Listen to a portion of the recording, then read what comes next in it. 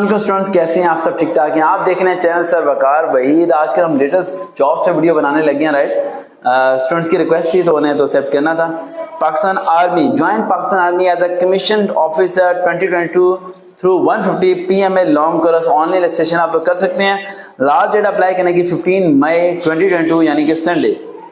Pakistan army has announced its recent jobs for join Pakistan army as a commission officer 2022 through 150 PMA long course online registration आप कर सकते हैं। FA FSC कुछ भी पढ़ा हुआ हो, 60% मार्क्स हो तो आप इसमें अप्लाई कर सकते हैं। उसके अलावा कैंडिडेट की कैंडिडेट हुए हैव कंप्लीटेड इंटरमीडिएट या बैचलर डिग्री भी अगर उनकी कंप्लीट है तो वो भी अप्लाई कर सकते हैं। अगर किसी के इंटरमीडिएट में अच्छे नंबर नहीं है तो बैचलर में उसके अच्छे नंबर होने चाहिए। आगे एज लिमिटेशन, एज कितनी? 17 से 21 तक अप्लाई कर सकते हैं।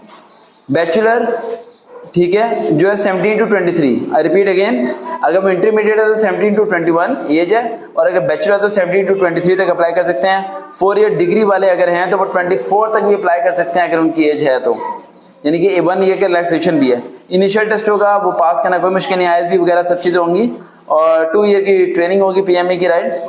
और ऑनलाइन रजिस्ट्रेशन आप कर सकते हैं, राइट। 11 अप्रैल तक कर लें।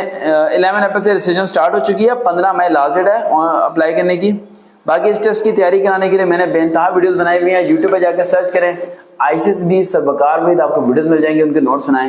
यूट्यूब पे जाकर सर्च करें इनिशियल टेस्ट प्रिपरेशन सर वकार वहीद, आपको वीडियोस मिल जाएंगे, उनके नोट्स बनाएं। नोट्स बना के मेरे से कॉन्टेक्ट करें। इसकी तैयारी इस वीडियो को थ्रू नहीं होगा, सामने बैठ के तैयारी होगी, क्योंकि आपने बनना है पाकिस्तान आर्मी का ऑफिसर।